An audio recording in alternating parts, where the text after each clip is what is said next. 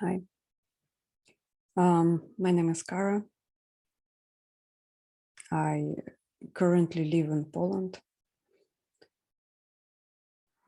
I lived all my childhood in Ukraine, even though I was born in another country. All my family is in Ukraine. My mom, my grandmother, my brother, my sister, their families, kids, and they're at the south. So here is my experience with the entire thing. On the 22nd of February, I heard of the news that Russian government recognized the independence of few districts of Ukraine. Well, I immediately called my family and kind of said, like, guys, can you get out? I feel something fishy might be happening. Like you can smell it in the air already. They said, what are you talking about? Everything will be fine. And besides cats, houses, my sister just bought a dishwasher. Come on, like, what are you talking about?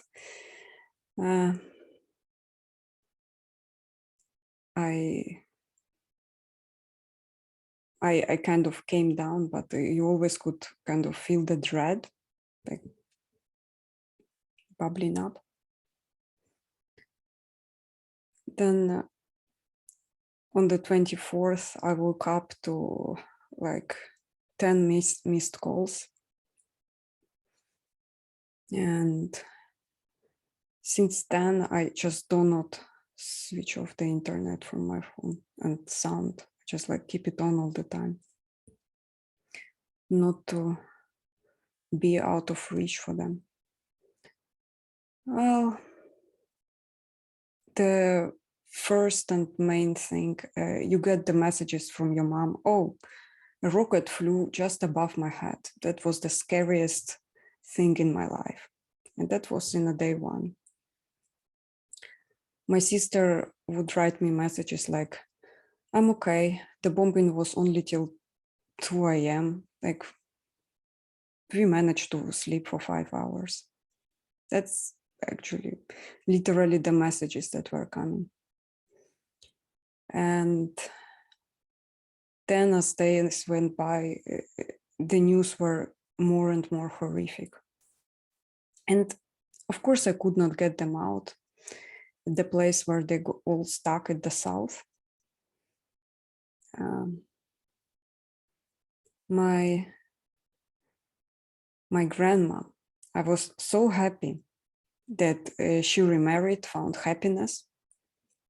And like her second husband just died of a heart attack from sounds of bombs, and she could not save him. And nobody told me, like in my family, just nobody told me that my grandmother's husband died. Like I found out like a few days later because they did not want to worry me.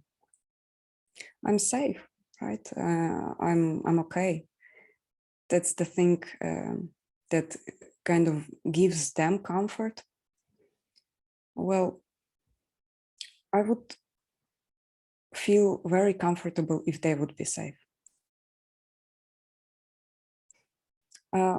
When I talk on video with my sister, it's my younger sister who is a mom of 2 kids, I see how her face changed. Like she constantly has this look of wide open eyes. Like all the time her eyes are like wide open.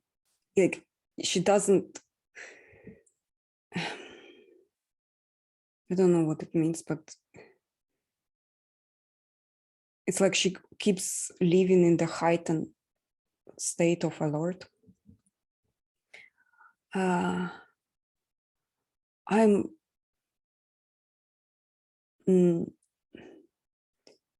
get in the protective mode, or I don't know, support mode, but where I would want to be with them there, experience what they experience.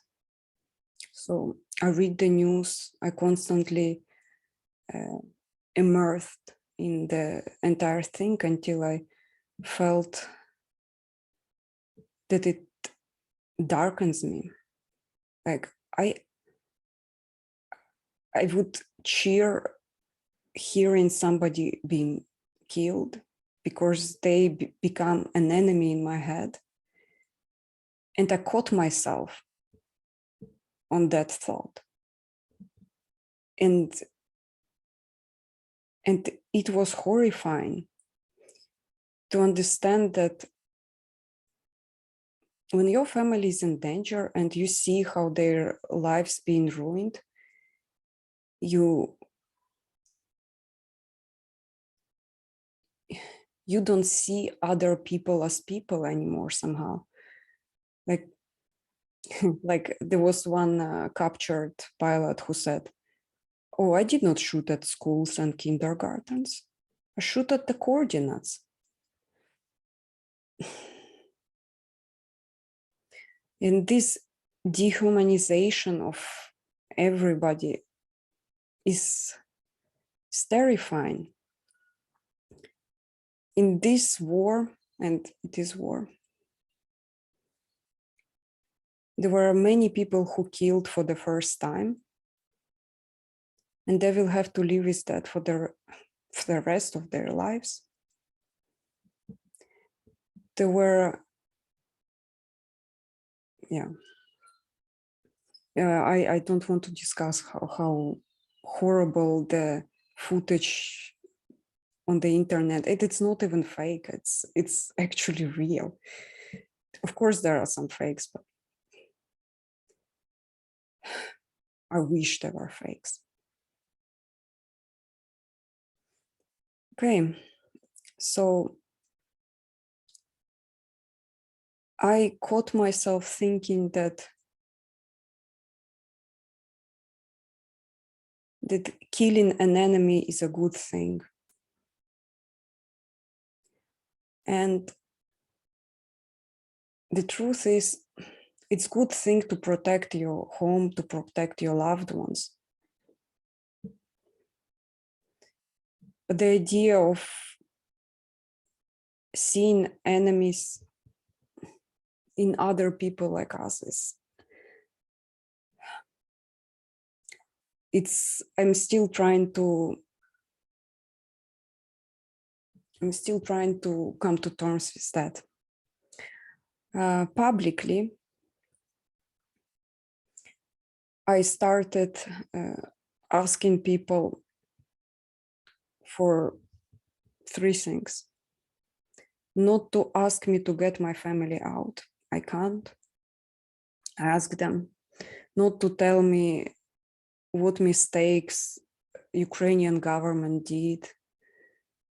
I don't want to hear about that now. It's not helping. And the third, I asked not to hate or shame Russian people. And it sounds awful, like to people who are suffering, it's almost treacherous, where I ask not to shame somebody they see as an enemy.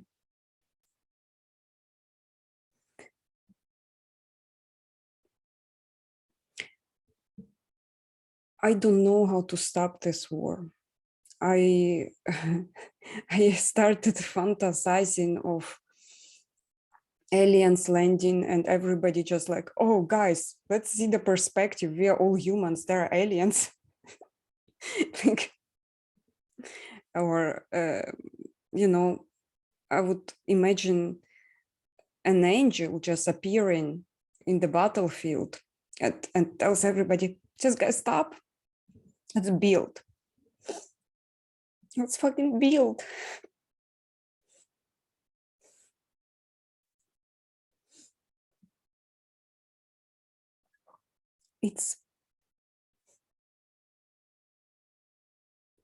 It's impossible.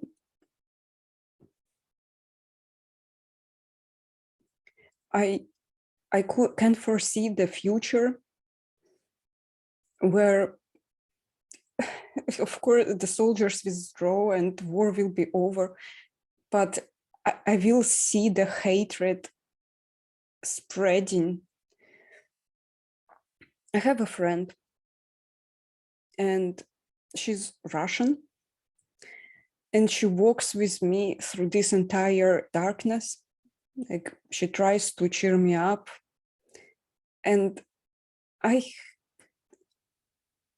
for like few days, I have hard time being cheered up by her, because I'm still dealing with the notion of enemy inside me. So maybe this will explain something, like all the radicalization against Russian. Normal people, like normal people, I mean, with families, with children, who led their life as it goes, they had a mental shift, but it where somebody who came to ruin it became an enemy. But it will, there is a possibility to change it back. Just like if everybody will just stop fighting and start building and building and building, growing weed and curing wounds. So, peace.